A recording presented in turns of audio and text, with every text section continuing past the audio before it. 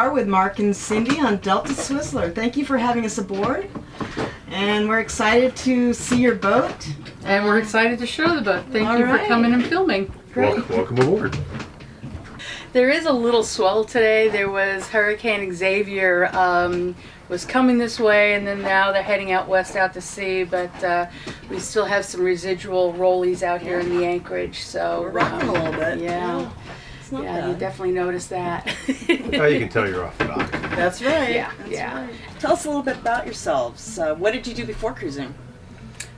We did have a houseboat, a 36-foot Gibson that we cruised up in the Sacramento Delta for 21 years. And that was the first boat we ever owned. We never had a ski boat before it, so we went smack into boating and did weekend boating, which was a lot of fun. We did have a couple of friends who were cruising up in Canada and went over to Annapolis and visited them and decided that might be the lifestyle we want to explore. And we probably spent 10 years looking at boats to buy before we actually...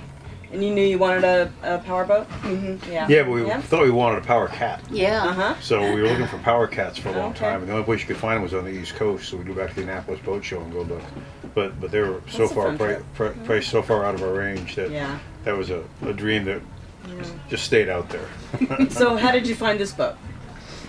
Oh, yeah, we were actually looking at like 49-foot raised pilot house style, and a broker out in Stockton says, I have a style of boat I want to show you.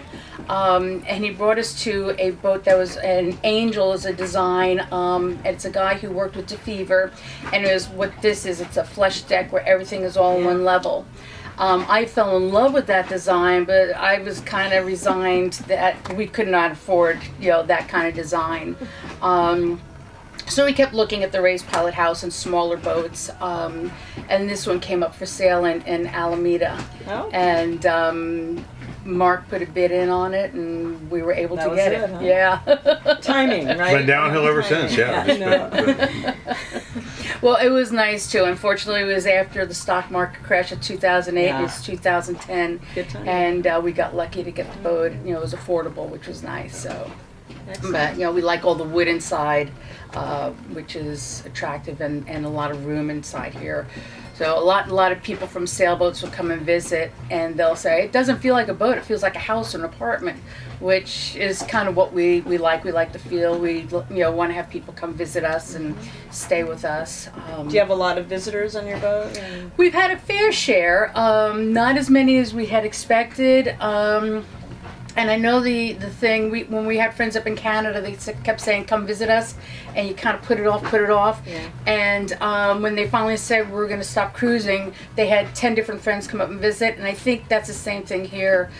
This will probably be our last year in Mexico, and I think people are now coming down thinking about coming and visiting us more. Knowing that you're going to travel further, it's going to be harder for them to get to. Well, and that was kind of the problem the first couple of years was they go, where are you going to be? We go, we don't know. When are you going to be there? Well, we don't know. Yeah. So it makes it hard for anybody to plan. They can't understand that kind of scheduling that goes with boating. Yeah. The best line I ever heard was, as somebody else on the sail, they go, you can pick the place or you can pick the time, but you can't pick them both. Yeah. You want to visit in January? I'll tell you where we're going to be.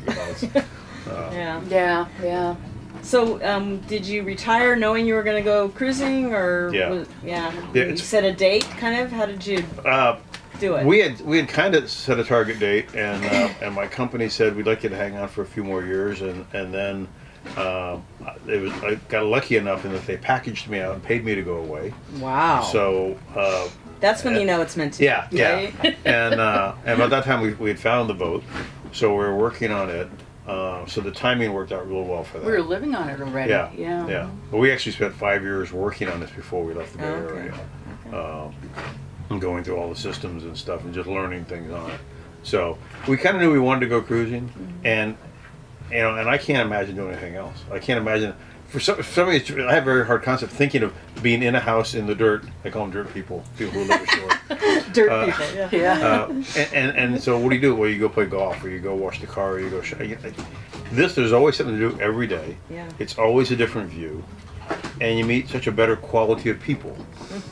You can always change your neighbors, for sure. That's true. Yeah. That's true. Change the view, change the neighbors. That's nice. Well, it's kind of funny too. Different from living on land and having a car. Here, when you do shopping, it takes several hours because you've got to walk up to the bus, take the bus in, do your shopping, usually grab a cab back, got to come in, got to wash all your vegetables, and all my cans, I write everything on the top of the can and the date that I buy it. Same thing with meat. I put in a Ziploc with a date. So it can be a half a day affair. So for that day, you've done shopping. Where in the States, boom, you run out and you're done in an hour or whatever. So you take a little longer to do things. You're walking more, which is a healthier lifestyle rather than just walking in your garage, jumping in your car, and going to the store or whatever. So it makes it.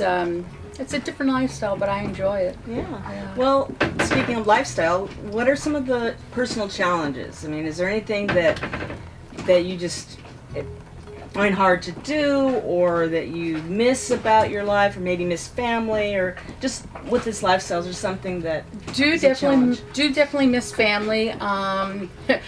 Since we've been gone, my daughter calls me up on the phone every night on the way home from work.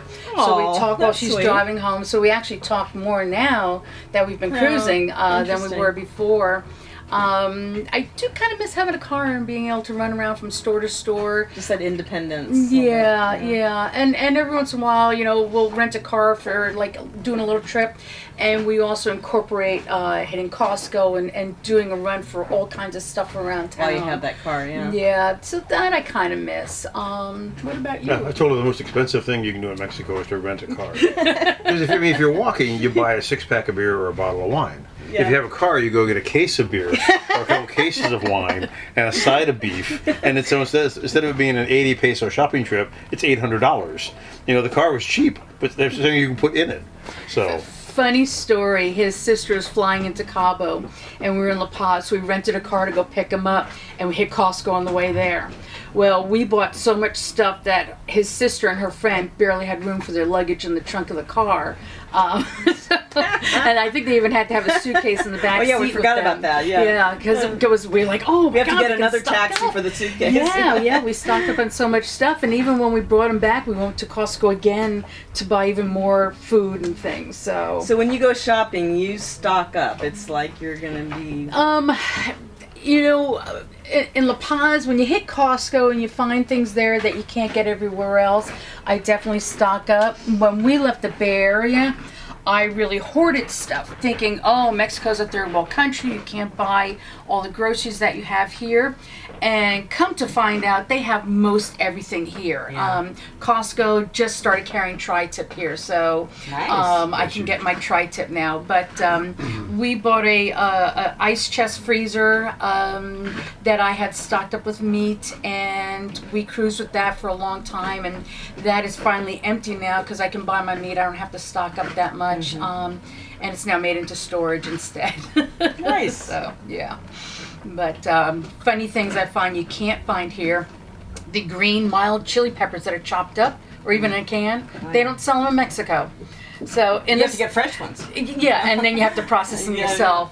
So I buy like 12 cans when I'm up in the States. And just put them in your suitcase. And oh yeah. Bring them back. Toilet paper. We smuggle toilet paper in. Toilet paper? Yeah. Well, we do simplified toilet paper. You have a special toilet paper. Mark smuggles in the large size tortillas because he likes making big burritos. But I found I can buy those now. Yeah. But I do bring back the 3-pound can of Jif chunky peanut butter. Because I can buy that for $5 in the States, and Mexico it's a little can for $5. Yeah. So tell me about your boat name, DeltaSwizzler. Is this? Did you name it? You must have. We named it, and we actually carried over the name from our last boat. We boated up in the Sacramento Delta for a long time, and there was a writer up there who wrote a magazine called the Delta. He was called the Delta Dawdler. Okay. And so we kind of took part of that, and when we were on our honeymoon in Bermuda, the favorite drink down there is the rum swizzle. So he said DeltaSwizzler, and you see a lot of boats called Tranquility and Aquaholic, and there's no other DeltaSwizzlers out there. We're the only one around.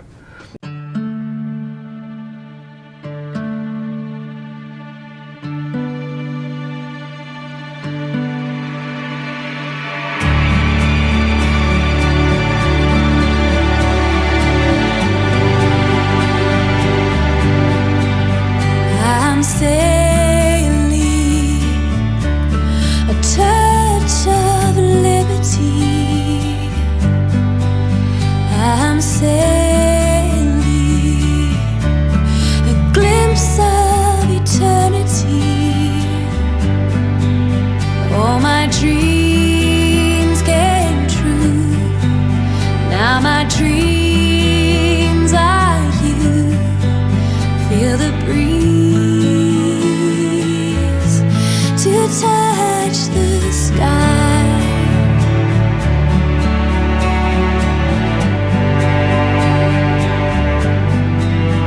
I'm sailing, breathe the liberty. I'm sailing, a new reality. I'll be free with you. Now I dream of you. Feel the waves